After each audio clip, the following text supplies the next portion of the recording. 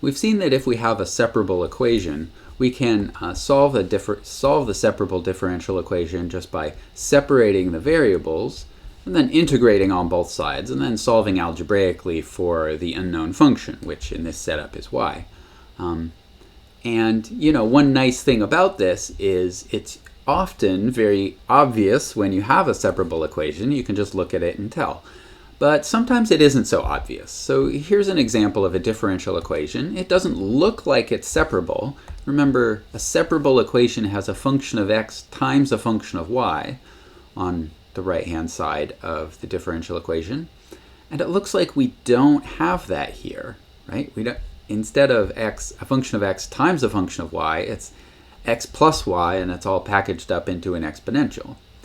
But remember that you can always do algebra on your differential equation to rearrange it if you want. So if you can rearrange it to look like a separable equation, then it is a separable equation. In particular, in this particular example, we can, since we have this sum in the exponent, we can actually split it up like e to the x times e to the y. And now it's clearly separable because it's a function of x times a function of y. So we can do our separation trick. Let's multiply both sides by e to the minus y and by dx. So on the right-hand side, the exponentials with y cancel. On the left-hand side, the dx's simplify. So we get e to the minus y dy equals e to the x dx. And now we've successfully separated this equation, so now we can integrate on both sides. On the left-hand side, we get minus e to the minus y.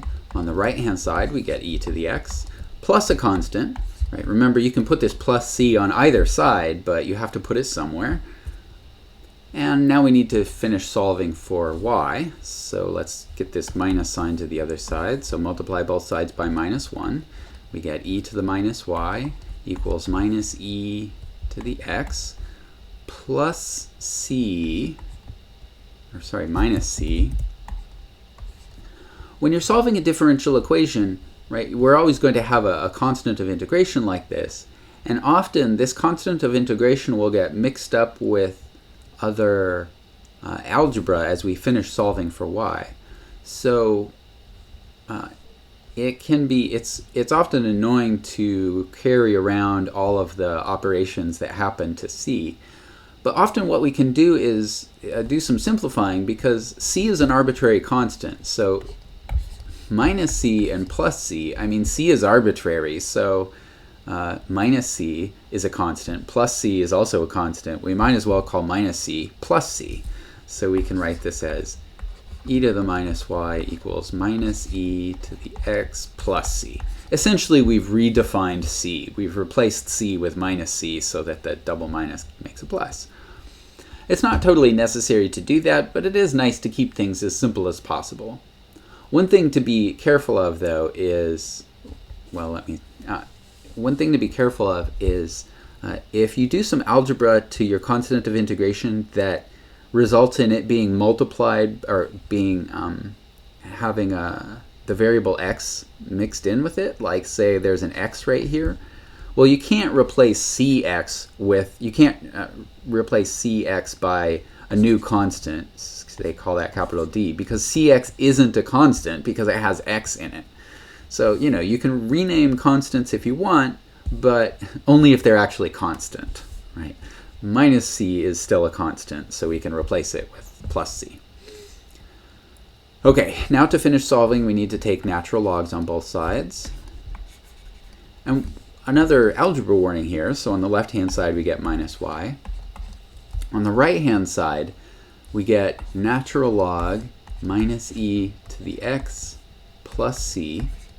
And it's very tempting, so a common mistake that I see at this point, on the right-hand side, it's very tempting to say, well, this is natural log minus e to the x, and then just sort of drop the plus c on the end. Maybe put a natural log on it, depending on the algebra mistake that you're making.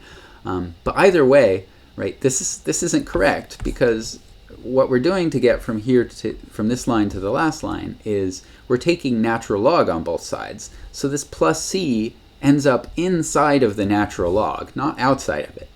So, and there's no sum rule for natural logs, so we're stuck with this plus c on the inside of the natural log. So, this constant of integration, it is a constant, but it doesn't behave differently algebraically than any other variable would. So, just because it's a constant, don't go making algebra mistakes with it. All right, now all we need to do to finish solving is multiply both sides by -1, and we get y is minus natural log minus e to the x plus a constant. And there we go. We found a collection of solutions, a family of solutions to our differential equation. So the key idea here is sometimes you'll need to algebraically manipulate the differential equation before you can separate it. Let's look at one more example. So let's solve dy dx equals y times x minus 2y. So again, this doesn't look like it's a function of x times a function of y because it's not multiplication on the right-hand side, it's subtraction. But, now that we have this idea that we can do algebra on the right-hand side, I hope it occurs to you that, well, hey, we can just factor out the y.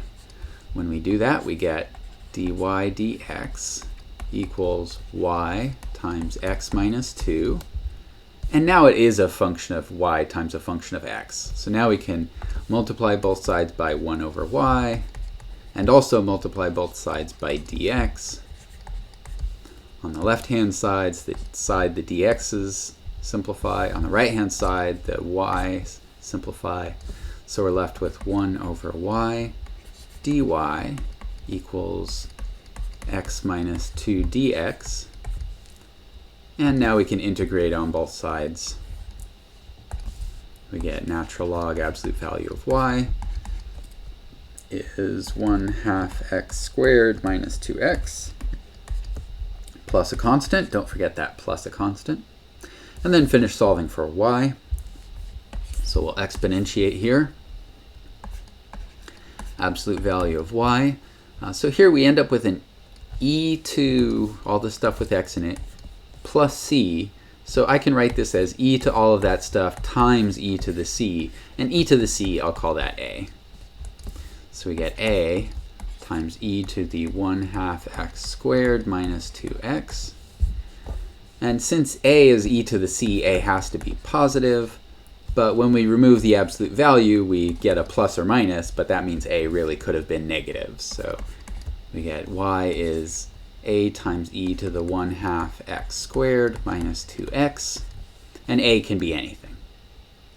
Well, a can be anything but 0, but if you go back and check the original equation, a equals 0 is actually also a solution. So, so we can actually remove this restriction.